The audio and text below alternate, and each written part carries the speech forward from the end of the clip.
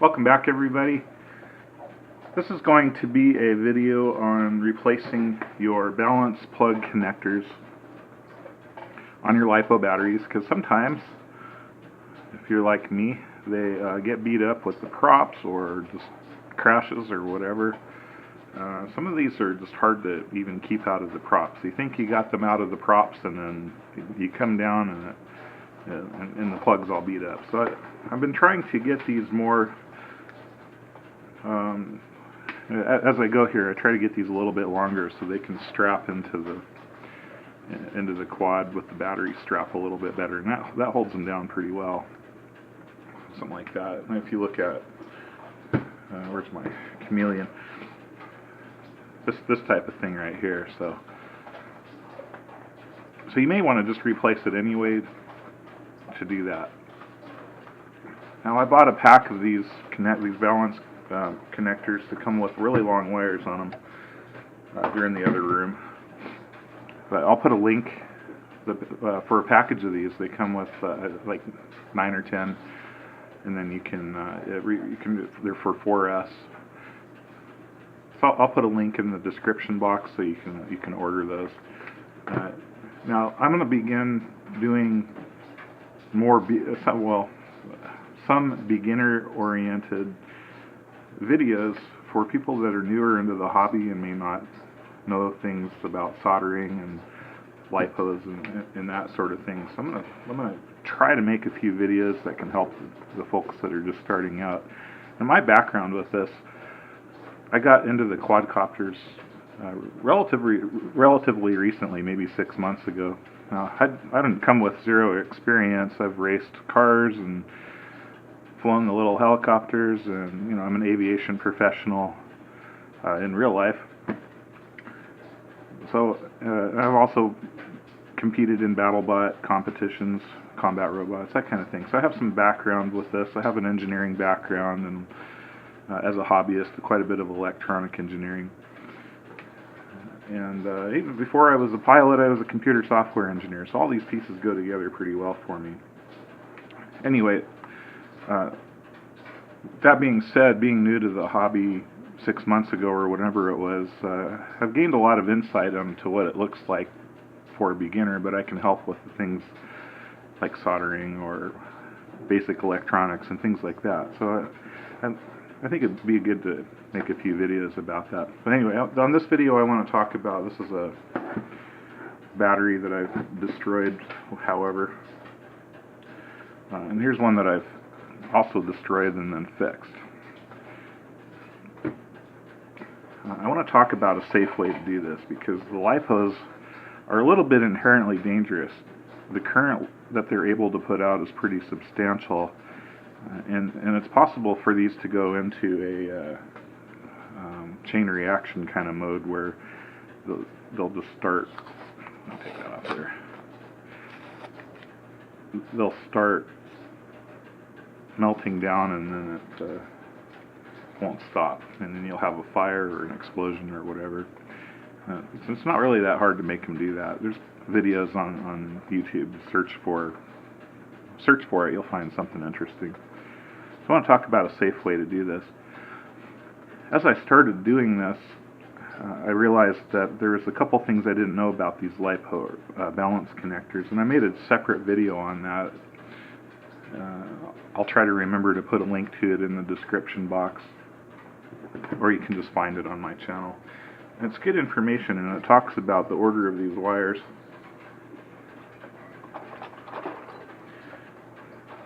And they may not be exactly what you expect them to be. Like, why are they black and why are they yellow, green, blue, and red? That kind of thing. That video goes into more detail. Some of these are even a little bit more confusing.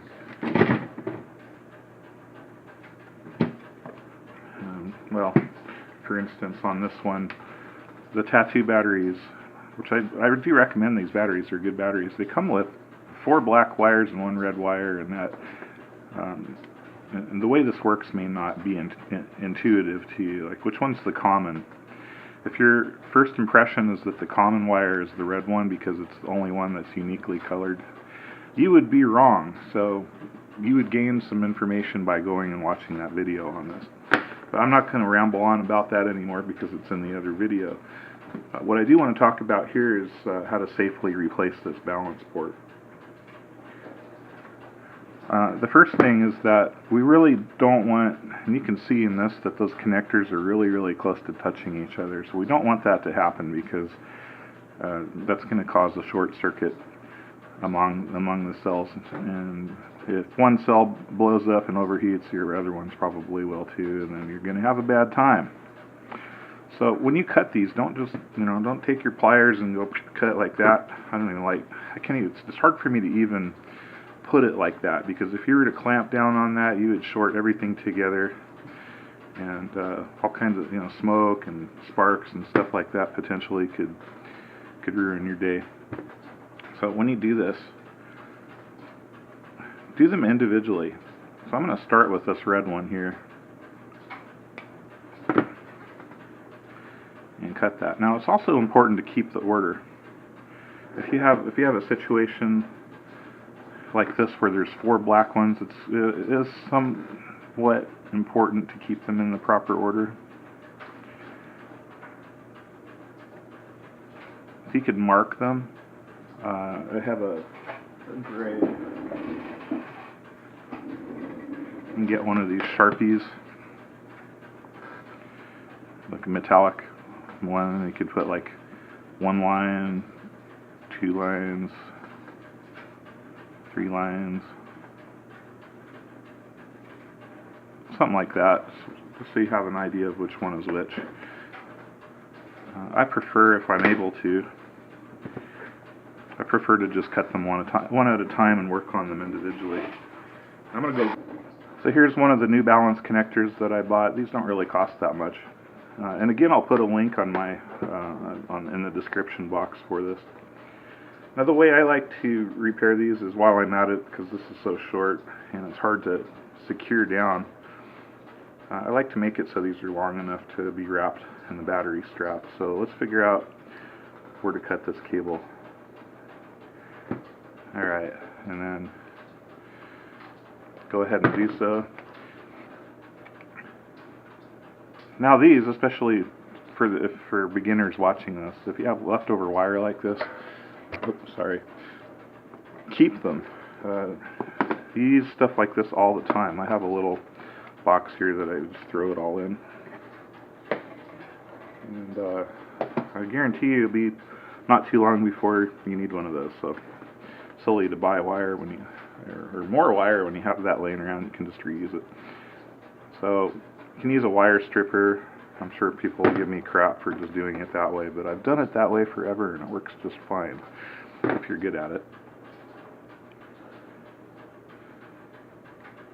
So I don't want to turn this into a big lesson on soldering, but I'll give you a couple little basics here. I need heat shrink also. You can buy these packages of heat shrink. I'll put a link for that also. In this case, I'm using a 2mm 2:1 ratio heat shrink. The way I bought it here, it comes pre-cut. You can also just buy long rolls of it. It's cheaper to do it that way. But it's nice to have this little kit like this. You got various sizes and colors in there to get you going. And also you'll start getting an idea of what sizes you need more of and that you use the most. So I just take these pre-cut ones and then I pre-cut them again into about half. There. You'll need a total of 5 pieces, one for the common, one for the, I don't know if you can really call it a common, but there's 5 wires going to the lead, so you'll need 5. So I don't know how many times I've soldered something together and forgot to put the heat shrink on first. But if you do it, don't feel bad. Everybody does. You can get one of these Doc Ock. Things can be helpful for things like this. Hold it in place. And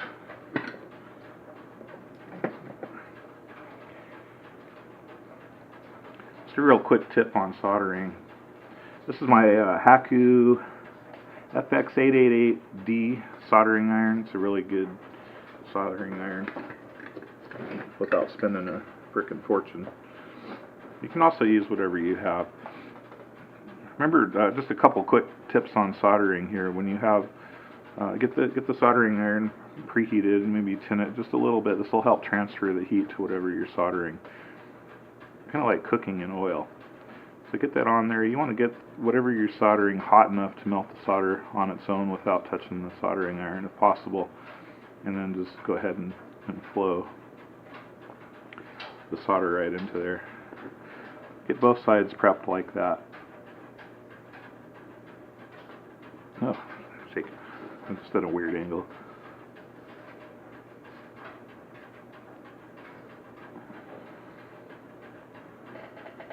So you can see it's fully absorbed. I usually freehand this, but I've been doing this for like 30 years too. The helping hands can make your life much easier. Alright, and then you're going to just melt them together. It's possible you may need to put a little more solder in there, but I actually flowed quite a bit into the wire, so it's doing just fine. You want to avoid having little peaks like that.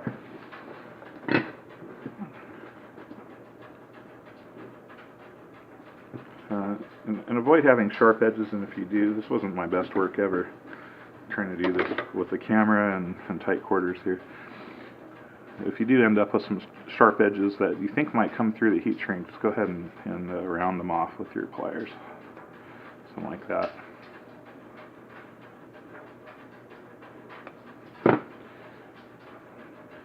So that is a good connection. You can see it's hopefully you can see it's a good solder joint. And I'm gonna just run the heat shrink over there. This little heat gun, I think, was $10 or $12. I'll link this also in the description box. It's much better than the big handheld ones that are for bigger jobs. It's just a nice size. It works pretty quick.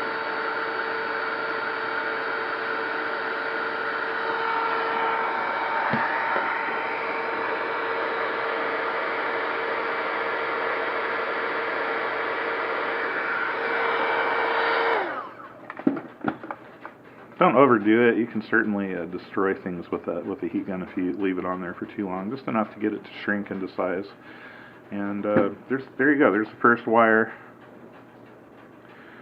And I'm not going to bore you showing you how to do all 4 of these. So I'm going to go ahead and work through the rest of them, and I'll fast forward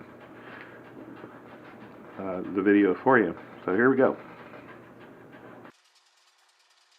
While we're in the fast forward mode here, I want to apologize.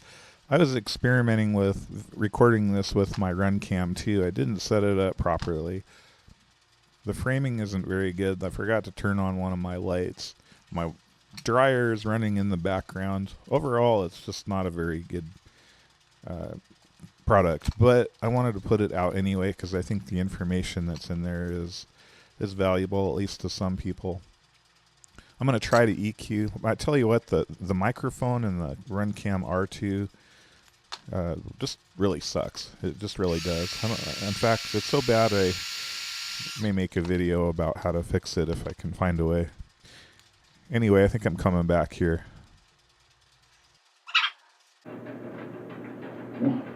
I want to point out here that not always will your color codes match the color codes on the connector that you bought. Obviously some of these have, this one has all black and 1 red. This one has 1 black and 4 reds. This one has, well, it's the same brand as that one.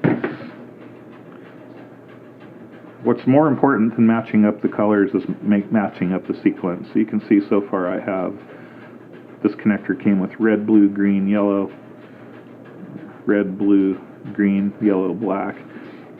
This is, but I don't have a green here, so these are obviously different. So red, blue.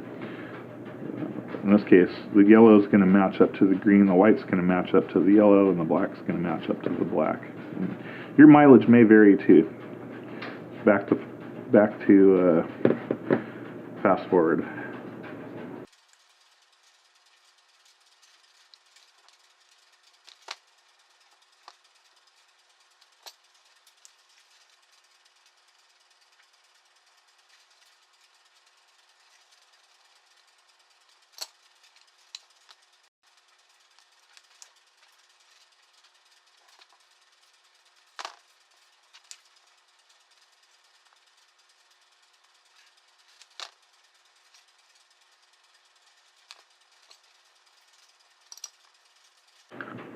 Alright, there you go. Here's the completed product.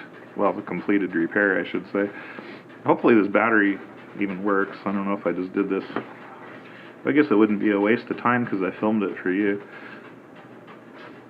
I got some of the lengths could be a little bit more even, but anyway, let's see what happens when I plug it in. This is an ISDT Battery Go BG-8S, and it's one of the nicest things you can get. Treat yourself to one of these. You can see that this battery has 16.62, it's charged apparently, volts across each cell is indicating 4 volts plus, and appears to be working just fine. This is off subject, but you can use this to charge your cell phone. It has, you can balance your batteries with it. This thing's just really awesome for, I don't think it was $30 or something. Has lots of features on here. Anyway, that's a subject for another day. I hope this was helpful to you.